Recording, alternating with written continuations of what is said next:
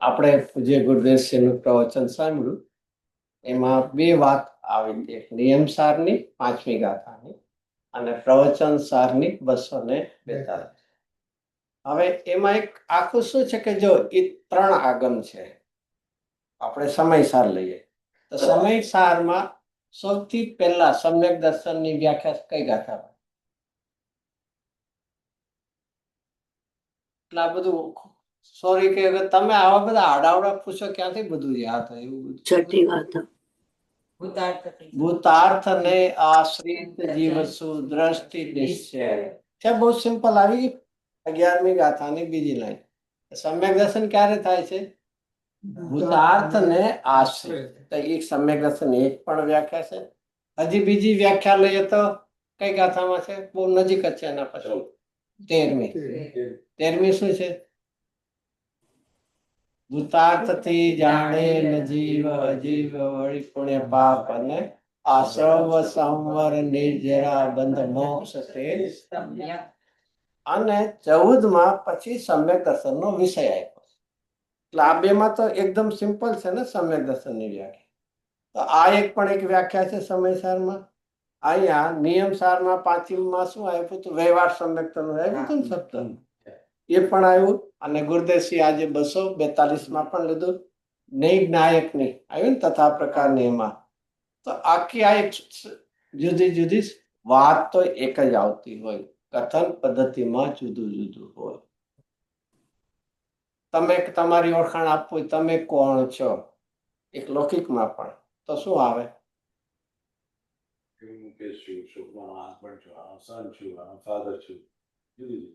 અરે તમે અમેરિકા રહ્યો છો પેલું ત્યાંથી પણ આવે. શું છે? ક્ષેત્રથી પણ આવે, તમે બીજાના સંબંધથી આવે, તમારો સ્વભાવ કેવો છે એ રીતે જુદું જુદું પ્રકારથી આવી શકે ને. પણ અંતે વર્ણન કોનું છે? એમનું. તો એ જુદા જુદા એંગલથી એમ વાત કોની કરવી છે? સમ્યક દર્શન.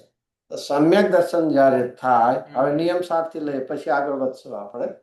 તો નિયમ સારમાં શું આવ્યું? 3ની શ્રદ્ધા આવી.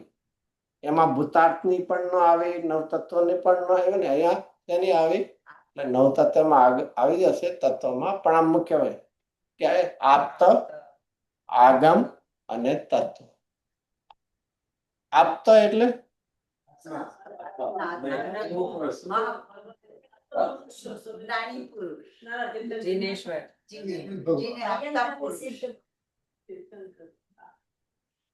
આપ્ત પુરુષ એટલે ત્યાં તો સર્વજ્ઞ દેવ લીધા છે. પણ આપ્તનો એક બીજો અર્થ છે. આત્મ એટલે વિશ્વસનીય, ટ્રસ્ટવર્ધી. આપ્ત કોને કહેવાય? જેના ઉપર આપણે શું મૂકી શકીએ? વિશ્વાસ. તેમાં મુખ્યપણે જો લખીએ ઉત્કૃષ્ટપણે તો કોણ આવે? સર્વજ્ઞ દેવ. અને એનાથી લઈ પણ આપ્ત જ કહેવાય. ઉત્કૃષ્ટપણે કહીએ આપ્ત તો કોણ છે? તીર્થંકર સર્વજ્ઞ પરમાત્મા છે. અને એમાં આવ્યું હતું ને શંકા આદિ મોહ રાગ દ્વેષથી રહી એ વાત આવી હતી. એની શ્રદ્ધા. પછી બીજું શું આવ્યું? એમની વાણી આગમ, કે સર્વજ્ઞના આપ્તમાં એટલે આ સર્વજ્ઞ એટલે એમાં આપતા જ છે શબ્દ. આપતના મુખારવિંદ માંથી નીકળેલી એમાં શબ્દ છે સમસ્ત વસ્તુ વિસ્તારનું સ્થાપન કરવામાં. કારણ કે એમની પાસે સર્વજ્ઞ છે અને સર્વજ્ઞ હોવાથી બધાનું પૂરેપૂરું વર્ણન કરી શકે છે. જ્ઞાનીમાં શું છે? જ્ઞાની પણ એક આપ્ત છે કે જેના ઉપર આપણે વિશ્વાસ મૂકી. અને એટલા માટે એમની વાણી પણ એ દેશના લબ્ધિ છે, નિમિત્ત છે.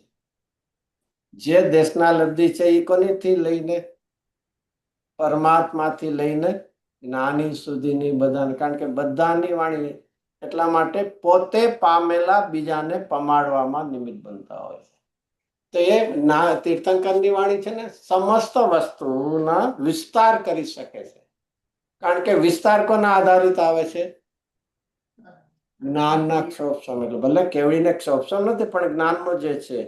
અને પ્રયોજનની વાત કોને અનુલક્ષીને આવે છે? અનુભવને. તો જ્ઞાનીની વાત હો અને કેવડીની વાત હો, પછી વચ્ચે લઈ લેવા બધા જ મુનિરાજ, આચાર્ય, ગંધર્વ બધાથી ફરક શું પડે છે? જેની પાસે ક્ષોભસમ વધારે છે એની પાસે વિસ્તાર મળશે. પણ બધા જ મોક્ષ માર્ગ ને મોક્ષમાં છે, તો પ્રયોજન વાતમાં ક્યારેય ભૂલ નહીં. અને નહીતર જો પ્રયોજન વાતમાં ભૂલ હશે તો એ ક્યારેય વાણી સમ્યક જ્ઞાનમાં નિમિત્ત નહીં બને. સમ્યક જ્ઞાનમાં નિમિત્ત બને છે એનો અર્થ શું થયું? એ વાણીમાં પણ ક્યાંય પ્રયોજન વાતમાં ભૂલ હોતી નથી. તો જ્ઞાનીની વાતમાં ક્ષોભ ઓછો હશે તો વિસ્તાર ઓછો હશે. બાકી પ્રયોજન વાત તો એમાં સરસ એમણે વાત લીધી પદ્મમલ દાવીદે કે સમસ્ત વસ્તુ વિસ્તારનું સ્થાપન કરવામાં પછી ચતુર વચન રચના કરી. ચતુર એટલે એ ન્યાયથી સિદ્ધ થાય છે. અન્ય મતના તર્ક છે એને પણ છોડાવે છે. એવું ક્યાંક આવે છે ને કઈ ભગવાનની વાણી એટલે કોઈને પણ જ્ઞાનીની વાણી ભગવાનની વાણીમાં શું છે? મત મંડન ખંડન ભેદ એવું કઈક આવે. ઓ એમાં એવું આવે છે. એવું હશે એટલે એવું હશે મત મંડન ખંડન એટલે બીજું બધું ખંડન કરે એને સ્થાપિત કર્યું છે.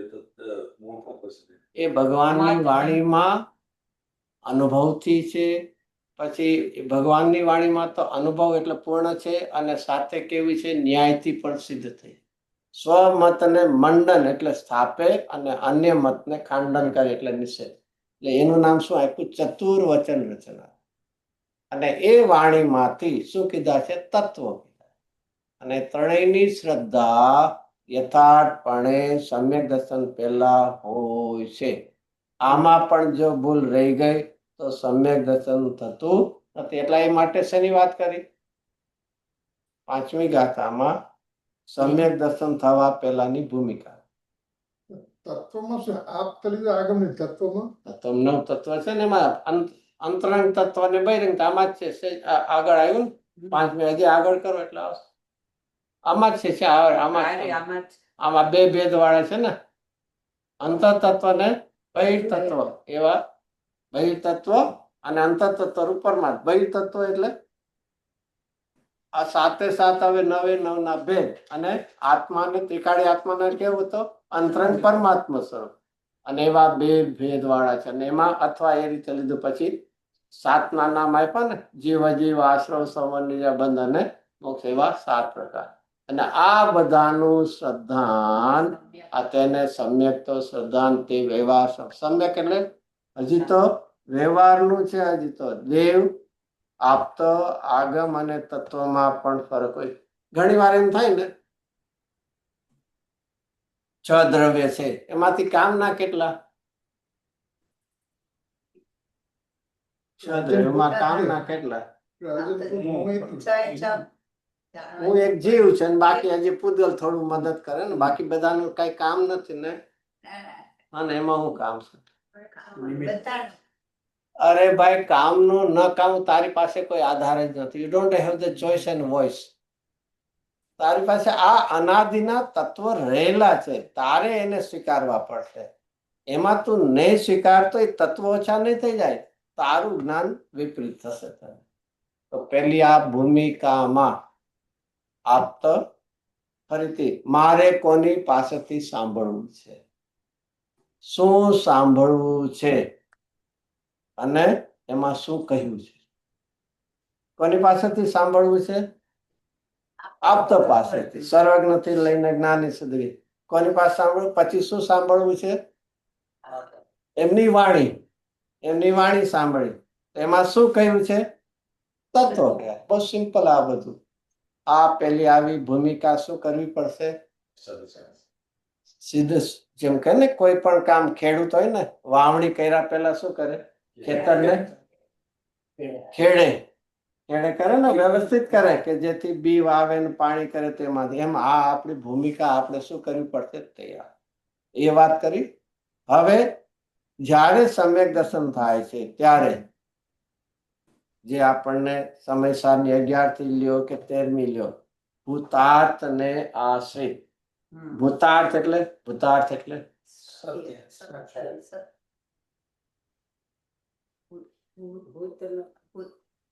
અને અર્થ એટલે સાચો.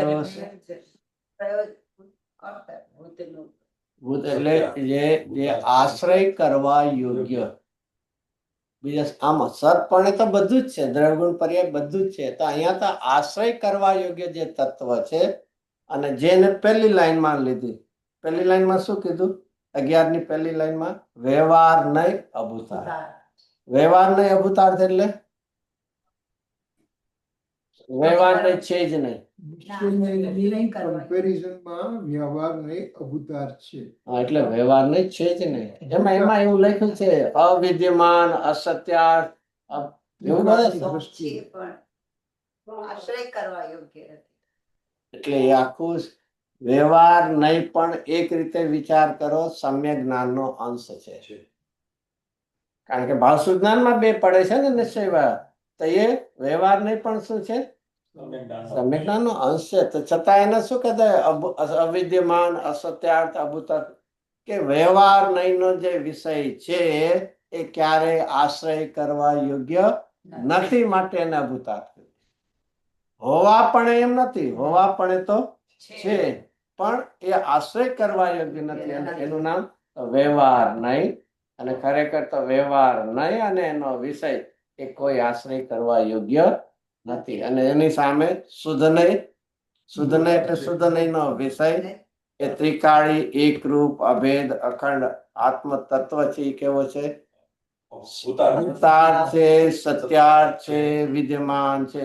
કે તારા માટે આશ્રય કરવા યોગ્ય એક જ તત્વ છે. ઓલી પૂર્વ ભૂમિકા હતી, પછી આ અનુભવ સમ્યક દર્શન થાય છે. હવે કે છે સમ્યક દર્શન થાય છે ત્યારે એ સ્વ અને પરનું બેનું યથાર્થપણે જ્ઞાન. શેમાં આવ્યું? 242 ગાથા પ્રવચન સાર આમાં જે નિયમસારમાં કહ્યું એ જ્ઞાન પ્રદાન કથન, હજી વ્યવહાર સમ્યક્ત્વની વાત છે. પૂર્વ ભૂમિકા આપણે એ જ્ઞાન પ્રદાન કથન જ્ઞાન પ્રદાન છે, કારણ કે એ તો પેલાની ભૂમિકાની વાત છે ને. અને જ્ઞાન પ્રદાન તમે કહે છે, પણ વાત ફરીથી વાત કોની છે? એ પેલું સમ્યક દર્શનની છે, પહેલાની છે, સમ્યક દર્શન પહેલાની છે. અને પહેલાની સાથે એ સમ્યક દર્શન થયા પછી પણ ચાલુ છે.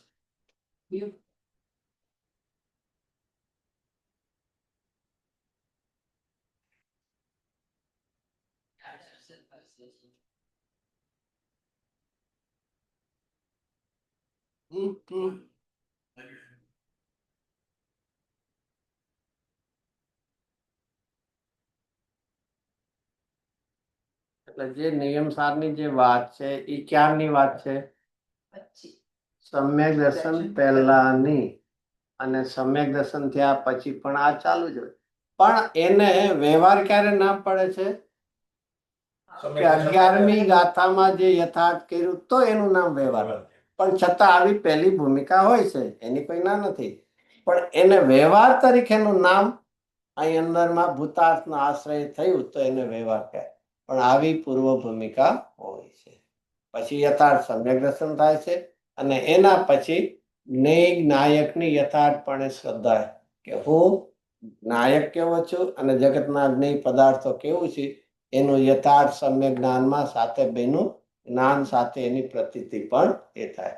આ રીતે આમ તો એમાં એ જ્ઞાન પ્રદાન એટલા માટે કીધું કે ખરેખર તો સમ્યક દર્શન તો ત્રિકાળીના જ માટે થાય છે, પણ એમાં કોને આપ્યા? બે આવ્યું, સપરનું આવ્યું ને. તો એ તો જ્યારે સમ્યક દર્શન થયું ત્યારે સમ્યક જ્ઞાનમાં પણ સ્વ અને પરનું યથાર્થપણે જ્ઞાન હોય છે. તો એની સાથે ચાલો એમાં ટીકામાં મળશે શબ્દો તમને. ટીકામાં આ 242 છે ને, જ્ઞેય તત્વ અને જ્ઞાત તત્વ તથા પ્રકારે શબ્દ છે ને. તથા પ્રકાર એટલે જે પ્રકારે છે. જ્ઞાન તત્વ પણ કેવું છે અને જ્ઞેય તત્વ પણ એવું. એનું તથા પ્રકારે, તથા એટલે તે જેમ છે તેમ યથાર્થ પ્રતીતિ. તો આ કેવું આવ્યું? જ્ઞાન પ્રદાન, કારણ કે સ્વપરનું બેનું જ્ઞાન આવ્યું, જ્ઞાન. અને એટલા માટે એનું નામ શું છે? સમ્યક દર્શનની જ્ઞાન પ્રદાન શૈલીથી વ્યાખ્યા. કારણ કે સમ્યક દર્શન થયું એની સાથે કોનું યથાર્થ શ્રદ્ધાન થાય? નાયકનું કે જ્ઞેયનું? બેયનું થાય. એટલા માટે 3 આવી ગયું સેક્શન. 3 શું આવ્યા? 242 ગાથામાં સમ્યક દર્શનની વાત જ્ઞાન પ્રદાન કરતા હતી. જ્ઞાનમાં, કારણ કે સમ્યક દર્શન થાય ત્યારે ફરીથી કોની પ્રતીતિ આવે? જ્ઞેયની આવે કે જ્ઞાયકની આવે? અને એટલા માટે કીધું. બાકી 11મી ગાથામાં તો એક જ કીધી, શુદ્ધાત્માની ભૂતાર્થની. એમાં કે એવું નથી વાત આવે. તો આવું થાય છે તો આ રીતે જ્ઞાન પણ આવું ખીલે છે. શ્રદ્ધા એકનું અને જ્ઞાન અનેક. તો છે 11માં એકની વાત આવી અને તેની સાથે અનેક એવા જ્ઞાન અને જ્ઞેય એની પણ યથાર્થ પ્રતીતિ થાય તો એને પણ સમ્યક એક છે, એ જ્ઞાન પ્રદાન. અને એની પહેલાની ભૂમિકા છે એને અહીંયા નિયમસારની 5મી ગાથા છે, આપ્ત આગમ અને તત્વની યથાર્થ શ્રદ્ધા. ખરેખર તો એ રીતે વિચાર કરીએ, વ્યવહાર સમ્યક્ત્વ ક્યાં ગુણની પર્યાય? વ્યવહાર સમ્યક દર્શન ક્યાં ગુણની પર્યાય? શ્રદ્ધા ગુણની. કાંઈ વાંધો નહીં, કાંઈ વાંધો નહીં. આપણે બધા છે ને સાથે બેસીને વિચારીએ છીએ, જે કાંઈ સાચું નીકળશે માનવાનું. સમ્યક દર્શન તમે જે કેવું એ આપણે સાથે બેસીને ચર્ચા કરીએ છીએ. આ કોઈ પ્રવચન નથી. શું છે પ્રશ્ન? વ્યવહાર થાય. આટલો પ્રશ્ન પૂછ્યા પછી હવે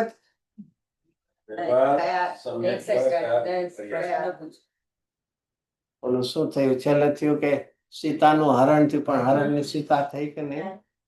પહેલું છે ફરીથી, વ્યવહાર સમ્યક દર્શન ક્યાં ગુણની પર્યાય? જ્ઞાન શું આમ કેમ નહીં? કેમ ન કહેવાય? વ્યવહાર મોક્ષ માર્ગ ને બધું નથી કહેતા આપણે? અરે આ 5મી ગાથામાં તો વાંચ્યું, વ્યવહાર સમ્યક્ત્વની કથન એવું તો આવ્યું. જ્ઞાન પ્રદાન કરતા હતા. ક્યાં ગુણની પર્યાય? પહેલા આપણે એમ કહ્યું, વ્યવહાર સમ્યક દર્શન ક્યાં ગુણની પર્યાય? ફરીથી 5મી ગાથાનું ટાઇટલ વાંચ્યું હતું કે નહીં?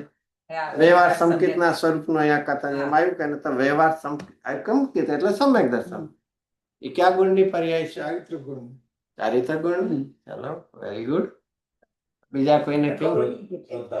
શ્રદ્ધા નહીં. ચલો, હજી બીજું કોઈ? બધું એક એક બોલશું, ક્યાંક તો સાચું પડે. જ્ઞાન પ્રધાન કથન કીધું. એ પછી ને આપણે પછી લઈશું. હમણાં લીધું તો ખરું, પણ આપણે તો એ ક્યાં ગુણની પર્યાય પહેલી તો લઈ. નો ભાઈ, હવે મારો એમાં લખ્યું જ છે 5મી ગાથામાં. અરે એમાં લખ્યું જ વ્યવહાર સમ્યક્તના સ્વરૂપનું કથન છે. 5મી ગાથા અહીંયા વાંચો, અહીંયા વાંચો. શ્રદ્ધા અને વ્યવહાર સમ્યક્ત્વ. અરે પેલા ટીકાની પહેલી લાઈન, આ વ્યવહાર સમ્યક્તના સ્વરૂપનું કથન છે. તો વ્યવહાર સમ્યક જેવું કાંઈ છે કે નથી? ખાલી એમને જ છે. એ કઈ ગુણની પર્યાયના એ ભગવાનને જો હવે ગુણની પર્યાયની વાત જ નથી. અચ્છા, એટલે કથન હોય એ બધું ખોટું જ હોય. બસ. માટે કે છે અહીંયા એમ સમજુ છું સમજ્યા હોય તો જ કહેવાય ગુણોની. કે સ્ટાર્ટ કેવી રીતે એક કરીએ? મિનિટ. નિશ્ચય મોક્ષ માર્ગ, વ્યવહાર મોક્ષ માર્ગ ને એવું હોય છે કે નથી હોતું? હોય છે. હોય. નહીં હોય. મને નથી ખબર. ચાલો, કાંઈ વાંધો નહીં. હવે અહીંયા હા શું છે? સમ્યક સિદ્ધાંત વ્યવહાર સમ્યક્ત્વ છે. આ એક ફરીથી વ્યવહાર સમ્યક્ત્વ અથવા વ્યવહાર સમ્યક શ્રદ્ધાન એક કોઈ શ્રદ્ધા ગુણની પર્યાય નથી. શ્રદ્ધા ગુણની પર્યાય માત્ર 2 જ હોય, સમ્યક અથવા મિથ્યા. સમ્યક શ્રદ્ધાન અથવા મિથ્યા. તો કે આ તો આવું લખ્યું છે ને કે ભાઈ પૂર્વ ભૂમિકામાં અથવા સમ્યક દર્શન થયા પછી આવા જ શ્રદ્ધાનો અથવા આવા જ આપતો આગમ તત્વનો એને વિકલ્પ રૂપ હોય છે, એટલા માટે એને કહ્યું છે. બાકી એ ચારિત્ર ગુણની અને રાગ પર્યાય છે, માટે વિભાગ શું છે? અચ્છા, શ્રદ્ધા કરવી આ લોકોની રાગ છે. કારણ કે જ્યારે નિશ્ચય સમ્યક શ્રદ્ધાન છે એની સાથે એ શ્રદ્ધા જે છે, શુદ્ધાત્માની શ્રદ્ધા તો નિશ્ચય પરિણમન છે, પણ તે વખતે ચારિત્રની એક અધુરાશની પર્યાય રાગવાળીમાં આવવાની શ્રદ્ધાનો વિકલ્પ હોય. આવે છે. અને એટલા માટે એનું નામ શું કહેવાય છે?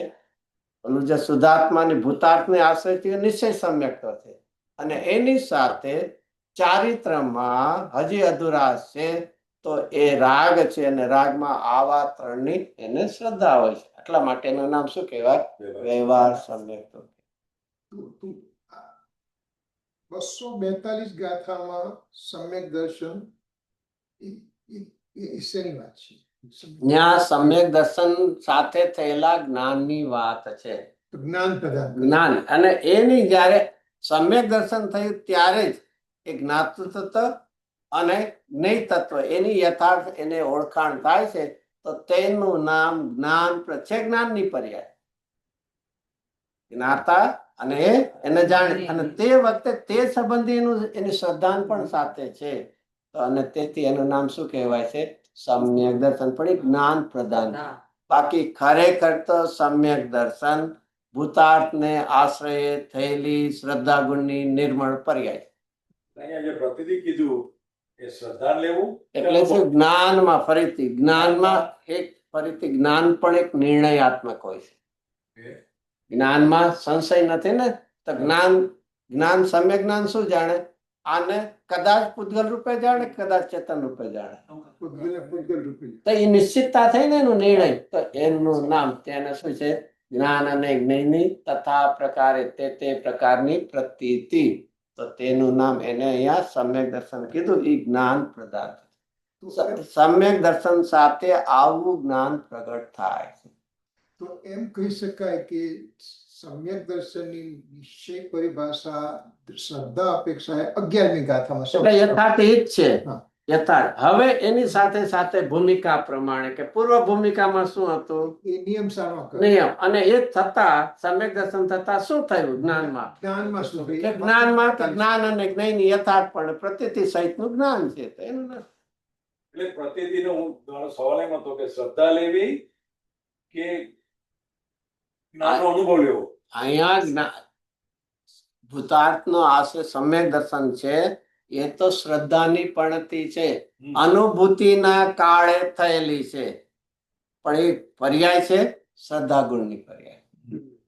સમ્યક બસ થાય. પણ ક્યારે પ્રગટ થઈ છે? અનુભૂતિના કાળે, સ્વસંવેદનના કાળે, અનુભૂતિના કાળે પ્રગટ થઈ છે. અને તેની પહેલા પૂર્વ ભૂમિકા હતી, થયા પછી પહેલી ભૂમિકા હતી, તો તેના વ્યવહાર સમ્યક થયા. પ્રતિનિધિનો અર્થ તમે શું કરો છો? પ્રતીતિ એટલે શ્રદ્ધા, વિશ્વાસ. હા, એટલે અહીંયા જ્ઞાનની શ્રદ્ધા થઈ રહી. આપણે એક જ્ઞાનમાં પણ એક નિર્ણયાત્મક થયું છે, તો તેનું નામ જ્ઞાન જ્ઞેયની તથા પ્રકારે જે પ્રતીતિ, એનું નામ જ્ઞાન પ્રદાન શૈલીથી સમ્યક દર્શનની વ્યાખ્યા. ગુરુદેવે પછી તત્વાર્થ સૂત્રનું પણ કીધું કે જ્ઞાન પ્રદાન કરો. હા, તો એ પણ છે, પણ એમાં પછી એકત્વ લીધું, એક તત્વા શ્રદ્ધાનમ છે ને. હા, તો એ તમે નવના ભેદ લ્યો તો એ જ્ઞાન પ્રદાન. પછી એમાં એક વચન કરીને લ્યો, જેને 13મી ગાથામાં ભૂતાર્થી જાણે, તો શ્રદ્ધા. અચ્છા, એટલે તત્વાર્થ સિદ્ધાંતથી એ સાત તત્વની શ્રદ્ધા એ જ્ઞાન પ્રદાન થયું, એના નામ. પણ એમાં પછી શ્રદ્ધા એટલે તત્વા શ્રદ્ધાનમ, એમાં એક વચન આવી જાય, Right. અને તો પછી ત્યાં ભૂતાર્થનો આવી જે 13મી પામાં પણ કીધું.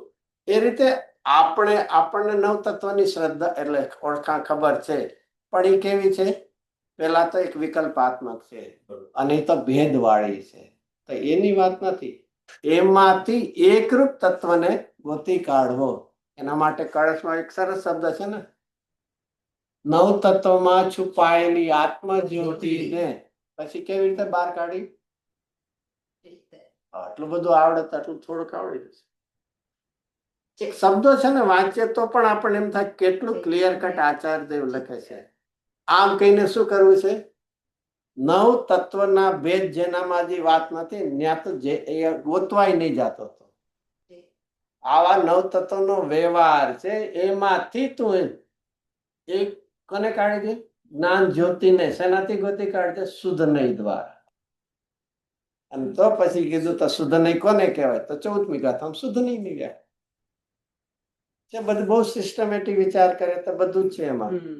આવા હજી નવ તત્વને પણ ન માને હજી તો એની આગળ જેને કે કઈ જાતો જ નહીં. અમારી પાસે સફેદ સોનું છે, જાતો જ નહીં એની પાસે. પછી કદાચ શું કહેવાય સફેદ સોનું ખબર છે નહીં ગુજરાતમાં ગોળ ને એ સફેદ નહીં? કાઠિયાવાડીમાં કે ને અને શું કહે છાસ્યું સોનું કહેવાય. છાસ્યું. છાસ્યું એટલે એમાં સિલ્વર મિક્સ હોય તો સિલ્વર ને છાસ જેવું હોય ને થોડું વ્હાઇટનેસ જેવું એવું સિલ્વર કલર તો એનું નામ શું કહેવાય છાસ્યું. તો પછી છાસ્યું સોનું કે એને જાતો નહીં તો સોનું તો સોનું છે. કદાચ કોઈ એવું હોય તો એમાં સમજ લે એ એનો જુદો ભેદ છે. મારે તો પીળું એ સોનું એમ અહીંયા નવ તત્વ છે. નવ તત્વમાં હજી ગરબડ હોય તો આગળ કાંઈ વાત જ નથી. પણ હવે એમાંથી તારી જવાબદારી છે. જૈન દર્શનમાં આવ્યો છો, નવ તત્વને માને છે, તો હવે એમાંથી શું કરજે આત્મજ્યોતિને તારે કાઢવાની કે દરેક પર્યાયના એ ભેદો વચ્ચે એ જીવ તત્વ હો અજીવ હો એ કોઈ પણ તત્વના ભેદ વખતે પણ એક આત્મજ્યોતિ અખંડપણે રહી છે. અને તેને શેનાથી તને ખબર પડશે શુદ્ધ હૃદય દ્વારા. તો એ તો યથાર્થ. છઠ્ઠા બોલમાં ને આ બધું વર્ણન કર્યું 5મી ગાથા 11મી ગાથા 242 ગાથા તો એનો ને એનો સંબંધ શું એ હજી પૂર્વ પર સંબંધ નથી થતો હજી મગજમાં સંબંધ આખી ગુરુદેવ છે ને અવ્યક્ત જે તત્વ છે ને એનું અનુભવ કરવું એ સમ્યક દર્શન છે. તો એ સમ્યક દર્શનને 3 પ્રકારે આવી રીતે વર્ણવ શાસ્ત્રમાં આવે છે. તું મૂંઝાતો નહીં કે અવ્યક્ત આત્મા છે એનો અનુભવ કરો એ સમ્યક દર્શન. બીજામાં બીજી અપેક્ષાથી પણ કથન આવ્યા હોય છે. મૂંઝાતો નહીં એ 5મી ગાથામાં કીધું છે એ પૂર્વ ભૂમિકામાં છે. અને એવું પામે છે અનુભૂતિના કાળે સમય તો ઓલા જે પૂર્વ ભૂમિકામાં હોય એને વ્યવહાર અથવા ત્યારે પણ સમ્યક દર્શન થયા પછી પણ આ 3ની શ્રદ્ધા હોય છે. તો તેનું નામ શું કહેવાય છે વ્યવહાર કહીએ. યથાર્થ અર્થાત શ્રદ્ધા ગુણની પર્યાય નથી એને કહેવાય વ્યવહાર સમ્યક. તો પણ એ ક્યાં ગુણની પર્યાય છે? ચારી વિકલ્પ છે ચારિત્ર ગુણની છે. એ સમ્યક શ્રદ્ધા ગુણની એ પર્યાય નથી. એ વાત અનુભવને ઉપર જોર કરવા માટે બીજા શાસ્ત્રોમાં શું શું આવ્યું એમ કહ્યું પણ છઠ્ઠા બોલમાં તો અનુભૂતિ ઉપર જોર આપ્યું. બાકી તો છે બોલમાં અવ્યક્ત આત્મા દેખાડીની અવ્યક્ત આત્મા જ એ સમ્યક દર્શનનો વિષય છે. કથન શૈલીમાં બધું જુદું જુદું ભલે આવે પણ એક મૂળ અવ્યક્ત આત્મા. હવે એ અવ્યક્તમાં પહેલાથી લઈને સૂક્ષ્મતા તરફ લેતા લેતા છેલ્લે લાસ્ટમાં રહી કે પહેલાથી તારે અવ્યક્ત આત્મા ગોતવાનો છે તારે. તો પહેલું કે આ બધા શું છે સંસારી દ્રવ્ય છે. અરે તને તો દેખાય આવે છે માટે વ્યક્ત છે. આપણને અનુભવ માટે ક્યાં પહોંચવું છે અવ્યક્ત ભાષા. તો અહીંયા 6 દ્રવ્ય સ્વરૂપ લોક કેવા છે એમાં ક્યાં શબ્દ આવ્યા હતા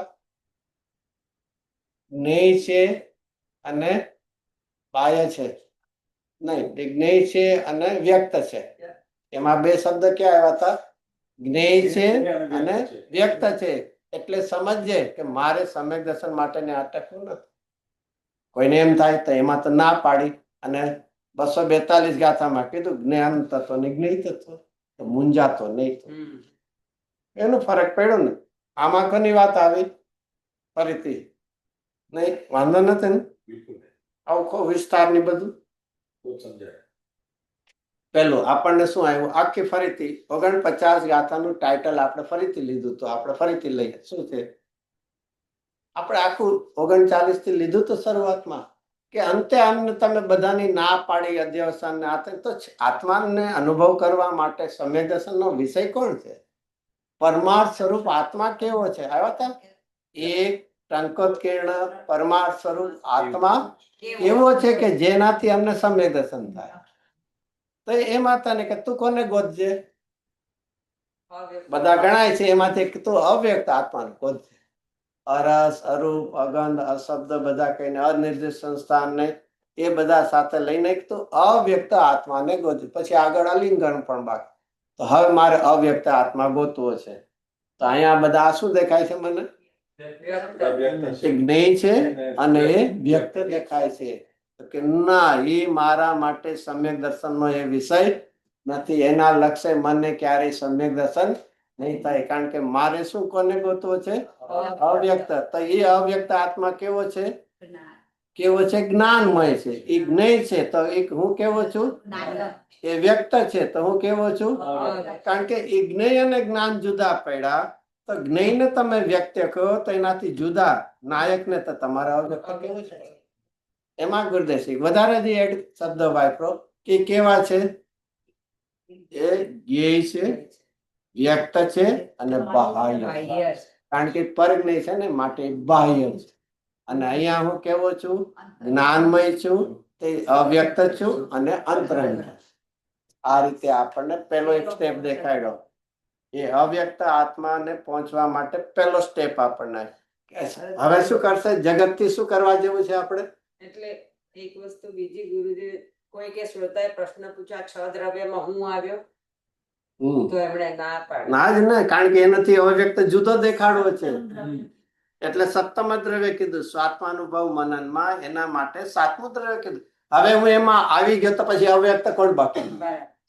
તમે જો આત્માને, ફરી આ બહુ જરૂર છે, સ્વભાવથી વ્યક્ત છે જુદી વાત છે, પણ અહીંયા જેની વાત છે, જો એ બાહ્ય છે, વ્યક્ત છે, જ્ઞેય, એમાં જો શુદ્ધાત્મા લઈ લીધો તો અવ્યક્ત તમારા માટે બીજું બાકી કોણ રહ્યું? છ દ્રવ્ય ના સ્વરૂપથી એ જ્ઞેય છે એટલે વ્યક્ત છે. તો ધર્મ અધર્મ આકાશ કાળે વ્યક્ત કરે અને બીજા આત્માઓને પણ વ્યક્ત કરે જે અરૂપ. બાહ્યમાં તારા ધારણા જ્ઞાનમાં આવે છે એ અપેક્ષા વ્યક્ત છે. શું છે?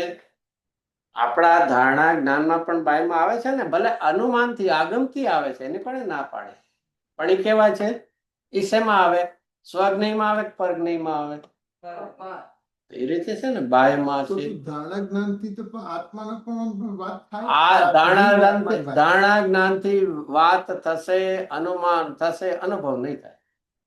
તો આ જે પર દ્રવ્યથી છ દ્રવ્ય સ્વરૂપ વિશ્વથી હું અલગ છું એમ કહ્યું, તો હું પણ છ દ્રવ્યમાં આવી ગયો, છ દ્રવ્ય આવી ગયો. ના, છ દ્રવ્યથી જુદો હું. તો પેલા બધા તો અરૂપી છે. કોણ બધા? તો ભલે ને બધા તો અરૂપી છે. અરે પત ભલે રહ્યા, એમાં શું છે? પણ છે ક્યાં? તારા, ફરીથી તમે એમ કહો છો એ બધા અરૂપી છે, તો એને શું કહેવાય? એની વ્યક્ત કેવી કેમ રીતે કેવી રીતે? ફરીથી વ્યક્ત કેવી એ જ રીતે ફરીથી એ છ, એટલે હું શુદ્ધાત્મા સિવાય બાકીના બીજા જીવને બધા છે છ દ્રવ્ય, એ કેવા છે? એ તારા અત્યારના અનુમાન જ્ઞાનમાં તને ખબર પડે છે, માટે તારા માટે એ રીતે વ્યક્ત છે. તો હું પણ આત્માને અનુમાન જ્ઞાનથી જ જાણું છું ને. હા તો લેને તો તારે, પણ અનુમાનથી લીધો છે તો આનંદનું વેદન નહીં આવે. અનુમાન થઈ શકે છે પણ આનંદનું વેદન નથી. તારે આનંદ જોવે છે તો તારે અનુભવ સુધી પહોંચવું. તો અવ્યક્તની અંદર સ્વદ્રવ્ય આનંદના વેદન સહિતનું. અહીંયા અવ્યક્ત આત્માથી અનુભવમાં આવે છે એ વાત છે, અનુભવના વિષયની વાત છે. અનુભવનો વિષય આત્મા, એને અહીંયા અવ્યક્ત કીધું. આવ્યું ને પરમાર્થ સ્વરૂપ આત્મા, એટલે કે અનુભવના વિષય રૂપ. તો કોણ છે? અવ્યક્ત છે. જગતમાં જે બાયમાં જે વ્યક્તપણે તને ત્યાંના દેખાય છે અનુમાનથી, એ અનુમાનથી, તો એ તારા અનુભવનો વિષય નથી કોઈ. કહેવાય કે અનુમાનથી અનુભવ સુધી પહોંચવાનું છે, ત્યારે જ તને સમ્યક દર્શન પ્રાપ્ત થશે. તેમાં જોઈને અનુભવ, અનુમાનથી અનુમાન, પણ અનુમાનમાં છે એનાથી તારે અનુભવમાં અવ્યક્ત આત્મા. અનુમાનમાં તને આ બધા બાયના વ્યક્ત છે તારા અનુમાનમાં, અને ફરીથી એ શુદ્ધાત્મા પણ છે તો વ્યક્ત જ. આ તો કમ્પેરિઝનમાં એને અવ્યક્ત કીધું. એ રીતે સ્વભાવથી જોઈએ તો દરેક પદાર્થ પોતાના સ્વભાવથી વ્યક્ત જ છે. પ્રગટ જ છે. એ છેલ્લે હજી હજી એક વર્ષ પણ છેલ્લે બીજું છે, આખું જીદું છે એમાં એ પ્રદ્યોતમાન છે ને એ જુદી વાત છે, એ જે જુદી. અહીંયા આપણે તો પેલું અહીંયા ફરીથી આ પ્રશ્ન કોઈને એમ થાય કે આ ઉલટાનું આત્મા વ્યક્ત કહેવાય ને આ બધા, એમ નથી. અહીંયા તો આખું શું કરવું છે, Different. અત્યારના આપણા અનુમાન જ્ઞાનમાં પણ એ કોણ છે, બધાય છે ને વ્યક્ત. મને ખબર છે એટલે એ અપેક્ષા એ મારા અનુમાન એ બધા કેવા છે, વ્યક્ત. છદ્ર સ્વરૂપ લોક જે છે એ જ્ઞેય છે, અને એ રીતે મને એના અનુમાન જ્ઞાન માટે કેવા છે, બધા વ્યક્ત છે. બાકી અનુભવમાં આવશે ને ત્યારે તો એમ જ કહેવાય આત્મા જ વ્યક્ત છે. તો એ એના સ્વભાવથી છે. અહીંયા તો બે ને જુદા પાડ. હા જુદા છે, પણ એ જુદા માટે બે વાત લેવી છે કે હું ફરીથી એક કુંદ આચાર્ય દેવે પરમાર્થ સ્વરૂપ આત્માનું એક વિશેષણ શું આપ્યું, એક ટૂંકું અવ્યક્ત. એ તો ઓલામાં છે, પ્રશ્ન એમાં છે. સ્વરૂપ ને ગંધ આપ્યું કે નહીં, હા તો એવી રીતે એક શું આપ્યું, અવ્યક્ત. અવ્યક્ત આવ્યું કે નહીં. તો અનુભવનો વિષય અવ્યક્ત આત્મા આપ્યો, તો બીજાથી એને જુદો પાડવો છે કે એમાં જ રાખવો છે. અનુભવનો આત્મા કુંદ આચાર્ય દેવે આ 49 ગાથામાં કોની વાત કરી, પરમાર્થ સ્વરૂપ આત્મા. એનો earth is equal to Siddharth અનુભવનો વિષય. બરાબર ને. તો અનુભવનો વિષય બીજા સાથે રાખવો છે કે એનાથી જુદો. જુદો કરો. તો બીજાને અહીંયા જો આને અવ્યક્ત, કારણ કે કુંદ આચાર્ય દેવ અવ્યક્ત કીધો, તો બીજા બધાને શું કેવું પડશે, વ્યક્ત. વ્યક્ત જ કેવું. આ તો કોણ વ્યક્ત છે, કે મારા અનુમાન જ્ઞાનમાં 12 છદ્ર છે. બરાબર. અવ્યક્ત સિદ્ધ કરો ને આત્માને. ફરીથી સ્વભાવની અપેક્ષાએ આત્મા કેવો છે, વ્યક્ત છે. અને વ્યક્ત હોવા છતાં પણ અહીંયા કુંદ આચાર્ય અવ્યક્ત શું કામ કે છે, કે જેમ તું અનુમાનમાં એમ કરે છે એમ આત્મા અનુમાનમાં નહીં આવે. અને એટલા માટે અલિંગણના બોલમાં આવે છે, શું આવે છે અલિંગણના, કે ઇન્દ્રિય જ્ઞાનથી આત્મા જણાશે નહીં, એમ અનુમાનથી પણ નહીં જણાય તને. આત્મા પોતે તો ઇન્દ્રિય જ્ઞાનથી જાણે નહીં, બીજો કોઈ પણ એના અનુમાન ઇન્દ્રિયથી નહીં જાણી શકે. તો એ રીતે અહીંયા આ બધા અનુમાનના જે વિષયો છે એ બધાને કેવા કહી દીધા, વ્યક્ત. કારણ કે તને હજી અનુમાનથી પણ ખબર. અહીંયા શુદ્ધાત્મા છે એ તારા માટે કેવો છે, અવ્યક્ત છે. અનાદિથી તે ક્યારે એનો અનુભવ પ્રત્યક્ષપણું ક્યારે તે કર્યું, એટલે જુદું પાડવા માટે છ દ્રવ્ય સ્વરૂપ લોક એ કેવું છે, જ્ઞેય છે અને વ્યક્ત છે. વ્યક્ત જ. અને એનાથી હું જુદો છું, જેમાં શબ્દ વાંચે. અને તેનાથી શબ્દ શું છે, જીવ અન્ય છે. જો શબ્દ છે તો ઈ અન્ય છે, તો એને વ્યક્ત કીધું, તો અન્યનું શું કહેવાય, અવ્યક્ત. અવ્યક્ત. એને સામ. બરાબર. બીજું પરમાર્થ સ્વરૂપ છે, તો આપણે જે બીજા even though they are, અવ્યક્ત કહીએ તો પણ એ પરમાર્થ સ્વરૂપ નથી. જ્યારે મારો આત્મા પરમાર્થ સ્વરૂપ છે, કારણ કે એમાંથી પરમાત્મા પ્રયોજન મારું કરશે. પ્રયોજન છે એટલે જ એને પરમાર્થ સ્વરૂપ કીધો છે. મારા માટે પરમાર્થ સ્વરૂપ મારો શુદ્ધાત્મા છે. હવે બેની જુદાઈ કરવા માટે કે તું કેવો છું, અનાદિ કાળથી તારા માટે કેવો છે, અવ્યક્ત રહી ગયો છે.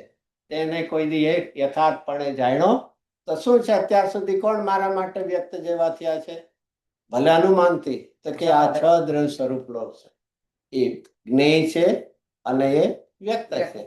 તો તેનાથી જે અન્ય હોય, જુદો હોય, એનું નામ શું કહેવાય, અવ્યક્ત. જેમ છ છે એમાં જીવ એકને કહો તો બાકીના 5 ને શું કહેવાય, અજીવ કહેવાય. એ રીતે અહીંયા જુદું કરીને નહીં. હવે આગળ તો બીજાની અંદર બીજા બોલમાં એ જ રીતે હવે સૂક્ષ્મતા તરફ જઈએ. પેલા અહીં થાય ક્યાંથી જુદું પાડ્યું, પહેલા સમસ્ત લોકથી. હા ચાલો, હજી એમાં કઈ ઉમેરવું છે, કોનાથી જુદું પડાયું, મારા સિવાય આવી ગયું. હજી એમાં હજી આપણે સૂક્ષ્મતા તરફ જવાનું. તો અહીંયા પેલા કોનાથી જુદા પડાય, પહેલા જ્ઞેય જ્ઞાયક સંબંધ.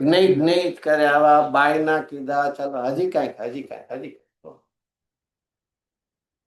ભગવાન જીવન એ હવે પછી એ બધું બધું આ કાલે બહુ વાત લઈ લીધી છે હવે નહીં. જેનાથી મારે ક્ષેત્ર ભિન્નતા છે એની વાત કરે. ક્ષેત્ર ભિન્નતા બીજું શું છે? હમ. બાયના જે કોઈ લ્યો, બીજા જીવ લ્યો કે બીજા અજીવ, તો બધા એ બધા કેવા છે? મારા માટે કેવા છે? ક્ષેત્ર ભિન્નતા થઈ. તો હવે ચલો, એ તો ક્ષેત્ર ભિન્ન છે, પણ મારા એક અનુભવમાં આવે છે, એવાનું શું કરવું? તો અનુભવમાં પણ આવે. આપણી વાત છે અત્યારે સારું. કસાયનો સમૂહ છે. હમ. તો હવે પર્યાયના વેદનભૂત ભાવ, ઓલા ક્યાં આવ્યા હતા? ક્ષેત્રની ભિન્નતા વાળા હવે પર્યાય. જ્ઞેયથી આખું જુદું કરાયું. હવે અહીંયા કોનાથી કરે છે? કસાય. વેદનમાં આવે છે જીવની અશુદ્ધ પર્યાય, જેનું નામ શું આવ્યું? ભાવક ભાવ આવ્યું. તો હા કસાયનો સમૂહ છે ભાવક ભાવ. અને આગળ હજી વાંચો. વ્યક્ત એ છે વ્યક્ત છે. શું કામ વ્યક્ત છે? ઓલા અનુમાન જ્ઞાનમાં આવે છે, આ કેવા છે? વેદનમાં આવે છે. કઈક ફરક પડે છે ને? એનો સમૂહ અનુભવમાં આવે છે. આ વેદનમાં આવે છે ને આકૃતા.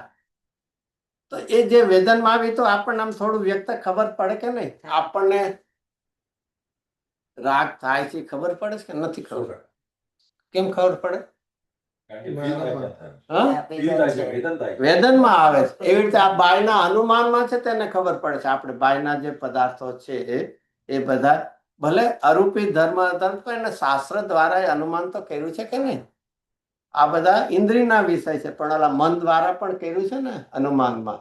તો એ બધાને કેવા કીધા? જ્ઞેય છે અને વ્યક્ત છે. તો એનાથી હું કેવો છું?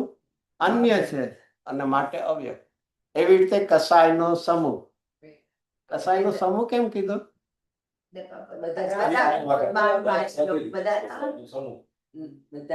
બધા ક્રોધમાન માયાનો. અરે કોઈ પણ શુભ ભાવ કે અશુભ ભાવ, કોઈ પણ અસંખ્ય પ્રકારના શુભાશુભ ભાવ, બધા કસાયનો સમૂહ લઈ લીધો.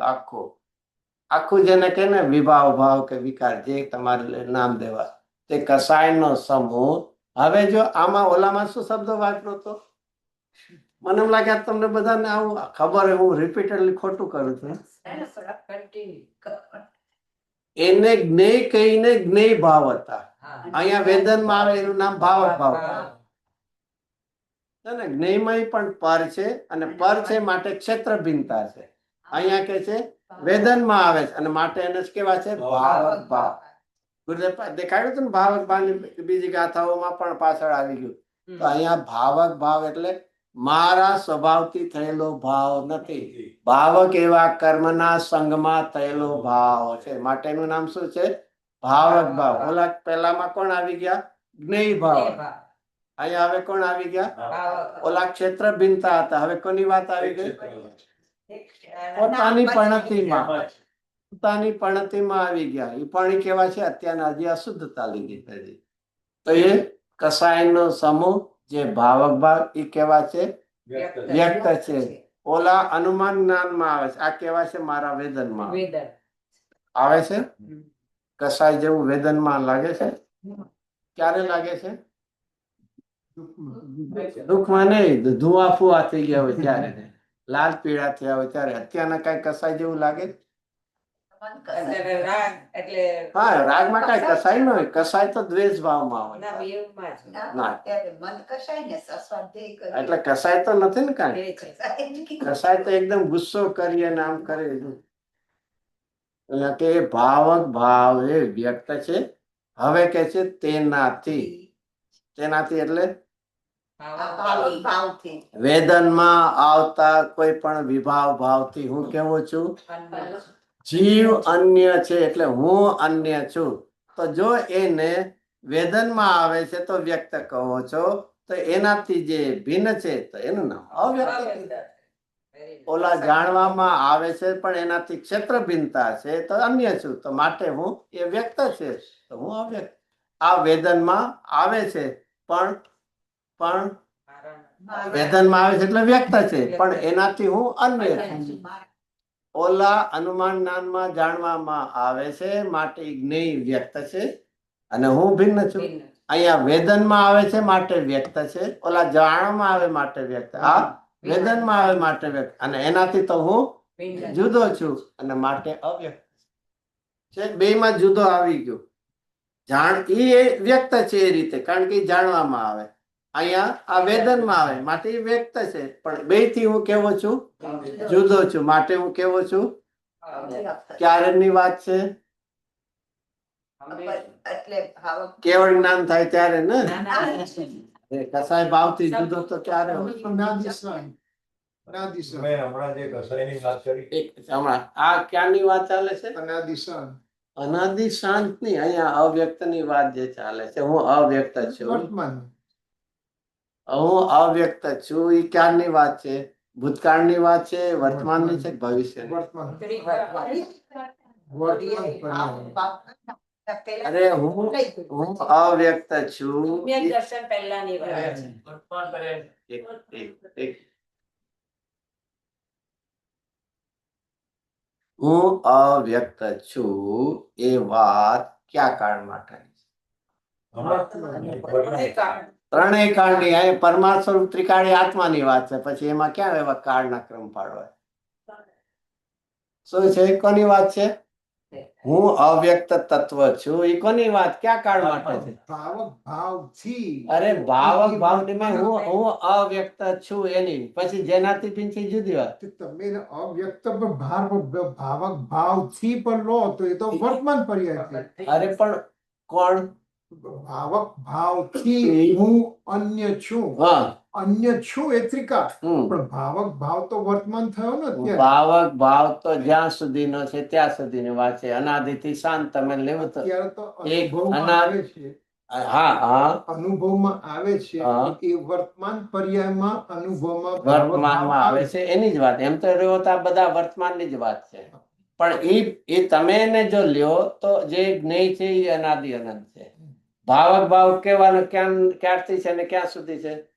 સાદિશાન અનાદિશાન ભાવક ભાવ ભાવક ભાવ જે મોક્ષ માર્ગે આવનારા છે એના માટે અનાદિ શાંત છે. બરોબર છે.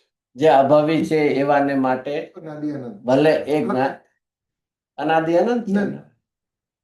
અભય અભવી માટે અનાદિ અનંત છે. જે મોક્ષ માર્ગમાં આવવાના છે એના માટે અનાદિ શાંત છે. પણ અહીંયા તો કહેવાનું છે કે એ ભલે એના કાળ ઓછો વધતો, પણ હું કેવો છું એ બધાથી જુદો, કે હું અવ્યક્ત છું એ ત્રિકાળની વાત છે. હા, તો હવે ક્યાંથી ઓલો છે ને અભિમન્યુના કેટલા ગઢ હતા ને? 18 કોઠા. કોઠા બધા ઓળંગવાના હતા ને? એમ અહીંયા આપણે પેલો કોનો કોઠો ઓળંગ્યો? જ્ઞેય ભાવનો. હવે કોનો ઓળંગ્યો આપણે? ભાવક ભાવનો. હવે તમે જે આમાં કસાઈની પૂછતા હતા કે કસાઈ કેવા લેવા, ને પેલામાં તો આચાર્ય ભગવંતે વ્યવહાર સમ્યક દર્શન થાય એને પણ કસાઈ કહી દીધું, કારણ કે ચારિત્ર ગુણની પર્યાય જે રાગ છે એને પણ કહી દીધું. એમાં કોઈ હવે એમાં તો વિચાર નહીં કરવાનો. જે ભાવે તીર્થંકર પ્રકૃતિ બંધાય શુકલ લેસ્યાના પરિણામે પણ લઈ લેવાનું. એટલે બહુ એમાં બહુ એકવાર છે ને ભીન કર્યું પછી હવે પરાકાષ્ઠા છે. પરાકાષ્ઠાના બધા જ પરિણામ લઈ લેવાનું બધાના. તો હવે આપણે ક્યાં સુધી પહોંચ્યા? હવે ત્રીજામાં. હવે ત્રીજામાં હવે પહોંચી ગયા ને? અવ્યક્ત આત્મા સુધી પહોંચી ગયા ને? ચિત્ત સારા પણ સોગાની જે તો કીધું તો જ્ઞાન ને રાગ જુદા છે એટલે મારું કામ થઈ ગયું. શું નાના એને કામ થઈ ગયું, બરોબર છે. અનુભવ કર્યા પછી કામ થયું. અનુભવના સમય કામ નો થયું. એ સમય હા, તો શું ત્યારે શું એ ક્યાં સુધી પહોંચ્યા હતા? હા, ત્યારે આ 6 બોલમાં ક્યાં સુધી પહોંચ્યા હતા? બીજામાં જ. બીજામાં એટલે આમ તો બધું જ હવે અનુભવ થયો એટલે બધી જ પ્રતીતિ થઈ ગઈ, બધું જ. જો આ એક શબ્દોથી વિચાર કરીએ. તારો જો ખરેખર પુરુષાર્થની તીવ્રતા હોય ને, હું જ્ઞેયથી જુદો છું, કામ થઈ શકે. શું છે? યથાર્થપણે જેને ગુરુદેવ એના માટે એક સરસ કાઢ્યું છે. શું છે? ટૂંકું ને ટચ શું છે? પેલા બોલમાં એમાં છે પરથી કસને સોમાં બસ. એ બસ. ટૂંકું ને ટચ એટલું તારે બસ. તો એ ભૂમિકામાં પણ થઈ શકે છે. એવું નથી આ તો તને નથી થતું, ચાલ હજી જાય, હજી તું કર. બાકી તો હું અવ્યક્ત તત્વ છું, બાયના વ્યક્ત દૈવત જ્ઞેયોથી હું જુદો, કામ થઈ શકે છે. થઈ શકે. ઇષ્ટોપદેશ સેવામાં તો ત્યાં સુધી બહુ વાત શું પૂછે છે, શરીરને આત્મા લીન છે, બાકી બધો વિસ્તાર છે. જેને ધારા કરવી છે ને, આ તો હજી નથી થતું, તો હજી ઉપયોગને ચિંતનમાં સૂક્ષ્મતામાં લેવા માટેની વાત. બાકી તો રાગ અને જ્ઞાન જુદા છે, ઉપયોગમાં છે, ઉપયોગ ક્રોધાદિમાં નથી, કામ થઈ જશે તારે. હજી નથી થતું તો હજી આગળ તાને. તો હવે એક જ્ઞેય તત્વથી છૂટા, પછી ભાવક ભાવથી છૂટા, હવે ક્યાં આવી ગયા? શુદ્ધ પર્યાય. નિર્મળ પર્યાયમાં. નિર્મળ. ઓલું અશુદ્ધતા તો ગઈ, કસાયના. ઓકે. હવે ત્રીજામાં નિર્મળ પર્યાય. તો હવે પ્રશ્ન થયો કે એ નિર્મળ પર્યાયની વાત આવી તો એ ભૂતકાળમાંની લેવી, વર્તમાનની લેવી, ભવિષ્યની લેવી, શું લેવી? ભૂત અને ભવિષ્યની એ ત્રણ છે ને. એક નિમગ્ન થઈ ગયું છે. એક સવાલ શું પ્રશ્ન જો ફરીથી શું ચાલે છે, આપણે સિસ્ટમેટિક જો વિચાર કરીએ ને, પહેલા શું શું સિદ્ધ કરતા, આઈ થિંક તમને બધા બહુ જ રિપીટ કરાવું છું, પણ સારું સારું છે, પાછું પડાવો. આપણે પેલું શું શું આપણે અલ્ટિમેટ ક્યાં પહોંચવાનું છે? અવ્યક્તમાં. અવ્યક્તમાં. તો એના માટે પહેલા બધાને શું સિદ્ધ કરતા હતા? વ્યક્ત. વ્યક્ત. પહેલા કોને વ્યક્ત સિદ્ધ કર્યું? નહીં. નહીં. પછી વ્યક્ત કોને કર્યું? કસાયના સંબંધ. એટલે ઓલા નહીં ભાવને આના, અને એનાથી બે થી હું કેવો છું? જુદો, માટે હું કેવો છું? અવ્યક્ત. હવે એનાથી આગળ આવ્યા તો નિર્મળ પર્યાય આવી. તો હવે પ્રશ્ન થયો કે ભૂતકાળની, વર્તમાનની, ભવિષ્યની એમાંથી કઈ પર્યાય વ્યક્ત છે? બધી જ કીધી. વર્તમાન વ્યક્તિ. વર્તમાનની ખાલી વ્યક્ત છે. વર્તમાન પર્યાય હોય ને, વ્યક્ત. એક પર્યાય તો હજી વર્તમાન. જો આ રીતે એક ક્વેશ્ચન ઓલું થયું ને, ઓલું તો થઈ ગયું અશુદ્ધતાને, ચાલ એ તો બધું બધાને ખબર. પણ આવી નિર્મળ પર્યાય હોય તો કે નિર્મળ પર્યાય ભૂતકાળ, વર્તમાન અને ભવિષ્ય ત્રણ કાળનો હોય ને, તો એમાંથી વ્યક્ત કેટલી છે? વર્તમાનની. વર્તમાનની જ વ્યક્ત છે. તો કે ભૂત અને ભવિષ્યની પર્યાય તો છે. અરે ભાઈ, પર્યાય હોવા છતાં એ વ્યક્ત નથી. શું કામ વ્યક્ત નથી? કારણ કે ભૂત અને ભવિષ્યની પર્યાય દ્રવ્યમાં અંતર્નિર્ભર. ઓલી વર્તમાન જેવી હોત તો પ્રગટ હોત, પણ અત્યારની કેવી છે? એ અંતર નિમગ્ન છે. તો એ અંતર છે ને એમાં ચિત્ત સામાન્યમાં ચૈતન્યની સર્વ વ્યક્તિઓ. આ જે છે ને, આપણો ટાઈમ તો થઈ ગયો છે. એક વ્યક્તિને ગુરુદેવસિંહ આ પ્રશ્ન પૂછ્યો કે આ સર્વ વ્યક્તિઓ એટલે શું? તો હવે સર્વ વ્યક્તિ એટલે આપણે તો કેટલી કેવી આવી જાય? ત્રણેય કાળની આવી જાય ને સર્વ વ્યક્તિઓ. એટલે એ ભાઈને હવે જે હશે કે મેં અભ્યાસ નથી કર્યો એમ, પણ આવામાં આપણની ખરેખર પરીક્ષા હોય છે. શું પરીક્ષા હોય છે? કે આચાર દેવના શબ્દોની પાછળ અભિપ્રાય શું? અને જયારે એક નાની ગુરુ અર્થ કરે ત્યારે આપણને કઈક શું કહે, એને હિન્દીમાં કઈક કે પલ્લે પડે, એટલે આપણામાં કઈક બુદ્ધિમાં ઉતરે, એના જેવું છે. એ તો સર્વ વ્યક્તિ તો બધું તો કે નહીં, કારણ કે વ્યક્ત રૂપે તો હંમેશા કોઈની પાસે પણ વ્યક્ત રૂપે વર્તમાન પર્યાય ભૂતકાળની વ્યય પામી છે અને ભવિષ્યની પ્રગટ થઈ ગઈ. એની પાસે વ્યક્તપણે, પ્રગટપણે, વેદન રૂપે કઈ હોય? એક વર્તમાન જ પર્યાય હોય. તો બીજામાં કસાય સામે જે વેદન આપ્યો તે વ્યક્ત માટેની છે ને, એમ અહીંયા ત્રણ કાળની પર્યાય. તો હવે વિચાર કરીએ, વ્યક્ત કઈ છે અને અવ્યક્ત કઈ છે? તો એમાં ભૂતની અને ભવિષ્યની પર્યાયો કેવી છે? અંતર નિમગ્ન છે. કેમ અંતર નિમગ્ન છે? આ પાણાભાઈ ભાઈ શું કામ? એ તો ભૂતકાળમાં આપણા માટે ભૂતકાળની બધી જ પર્યાય ઉદય ભાવે છે. આપણા માટે ભૂતકાળની અત્યારના બધી જ પર્યાય કેવી છે? 5 ભાવમાંથી ક્યાં ભાવે છે? એ જયારે આત્મદ્રવ્યમાં ભળે છે ત્યારે પારણમિક ભાવે ભળી જાય છે. અરે અતિ પ્રગટ છે, પ્રગટ હતી ત્યારે કેવી? સાપેક્ષ હતી. અત્યારે નામ હું પણ સાપેક્ષમાં કયો ભાવ હતો?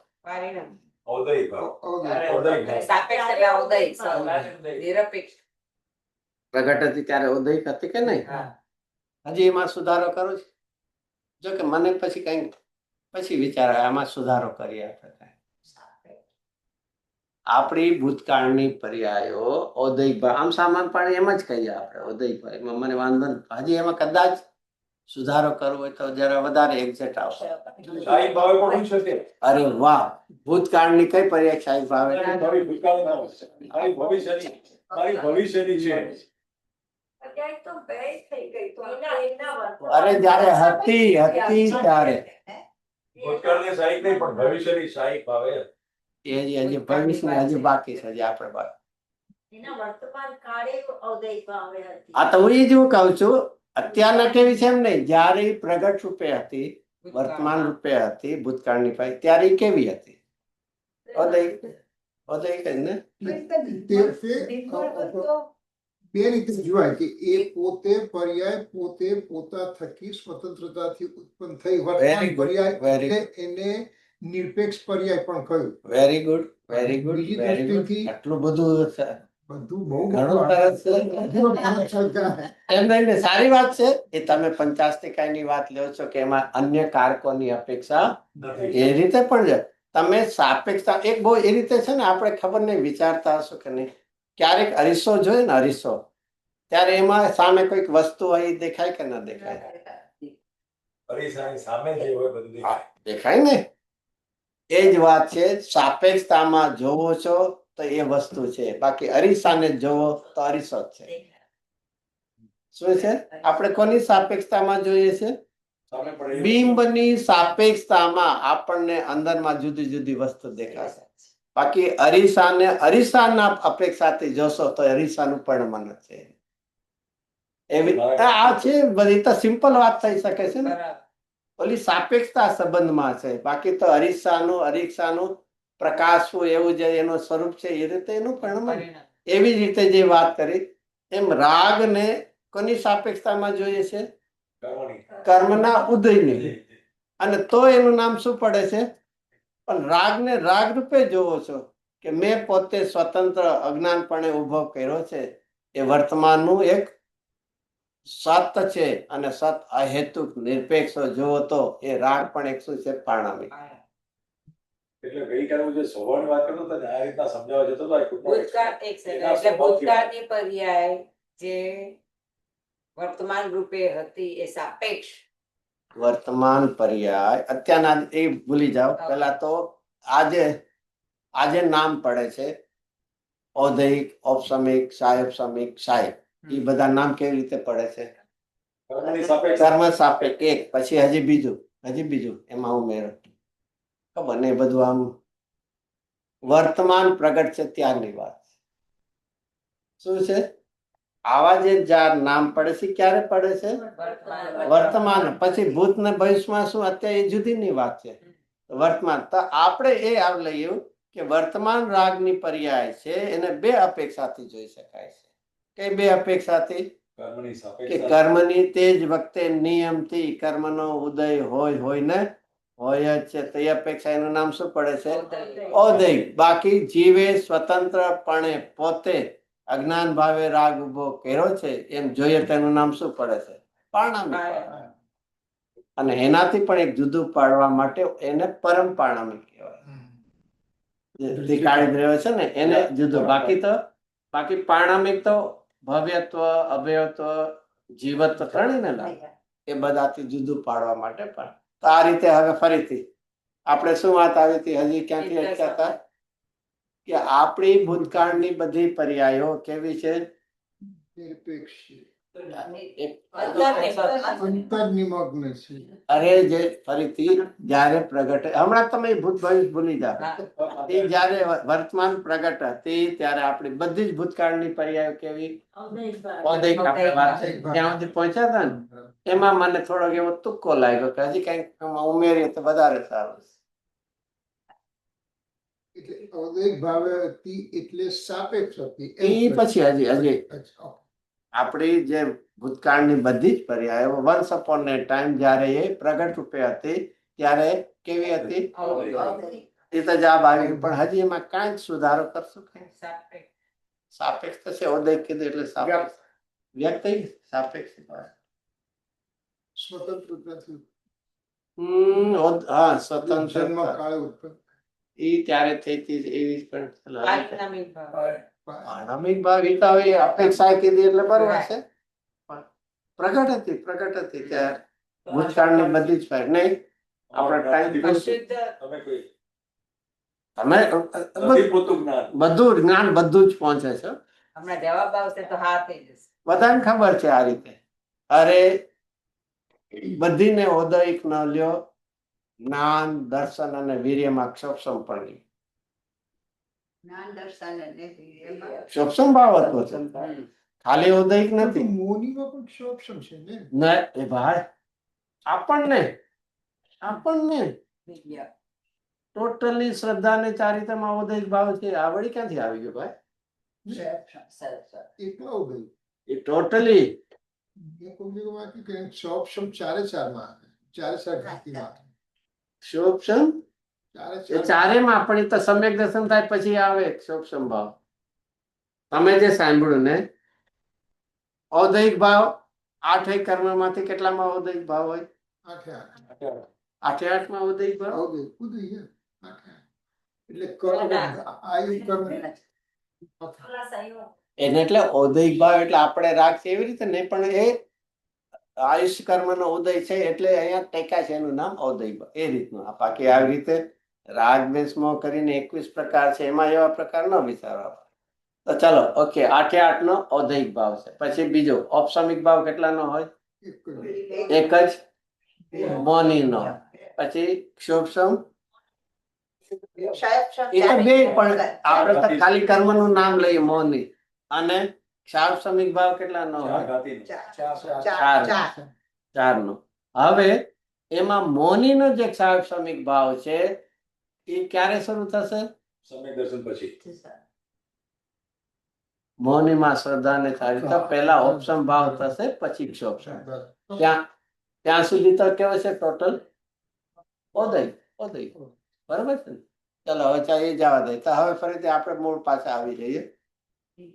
શું આવ્યું તું ફરીથી? હું તો ભૂલી ગયો.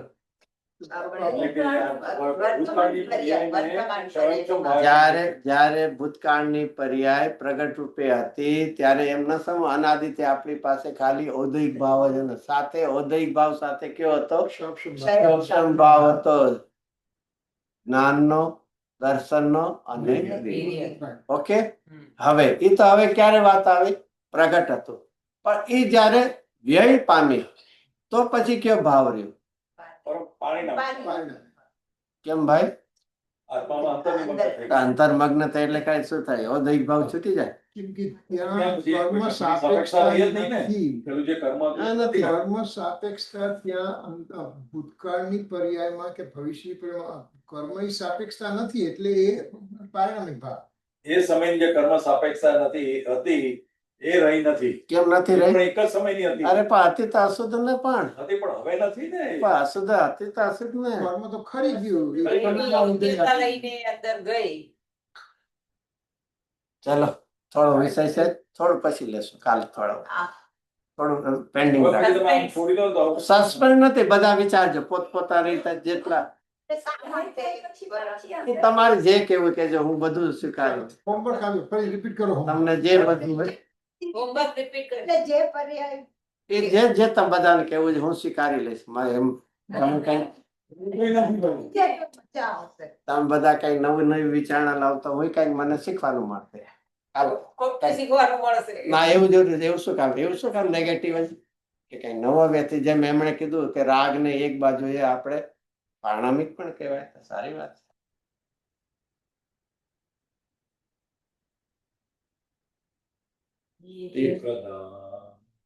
તીર્થંકરો જગતના જયવંત વર્તો ઓંકારનાથ જનનો જયવંત વર્તો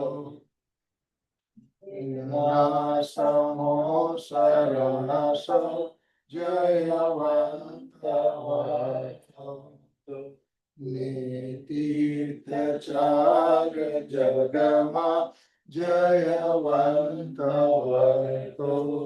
નમો કીર્તનાય પ્રતે નમો ઓંકારનાદને ઓંકાર સંગયોજને નમો તે કુંદકુંદને અહો પ્રકારજિનમયનો ચિંદનો ધ્વનિ દિવ્યનો જીન કુંદ જ્વલિયાપ્યા અહો તે ગુરુકાનનો જીન કુંદ જ્વલિયાપ્યા અહો ભગવતી માતનો જાવાની કે જ્ઞાન સે સુજે રોકાયો સોવાણી સદા વેદનો 9 times નો મુકાબલો.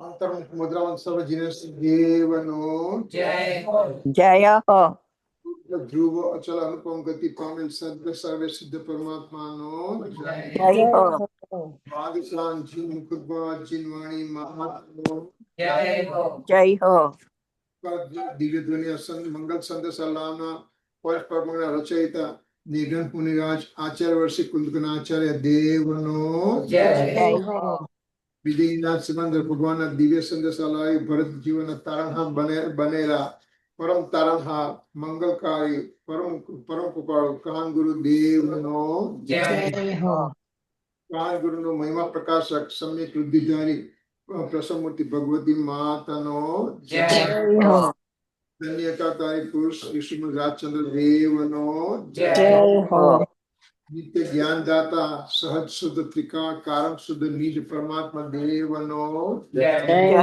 હો પરમ વિકરાટ પરમ પવિત્ર સનાતન દિગંબર જૈન ધર્મનો જય હો જય હો જય જયકાર હો જય Jinendra thank you very much સાદર જય જિનેન્દ્ર જય જીનેન્દ્ર. જય Jinendra Pacific time which will be 7 p.m. Eastern time. Okay? જય જય જય જિનેન્દ્ર Thanks. બહુ સરસ તમે છેલ્લે સસ્પેન્સમાં રાખ્યા છે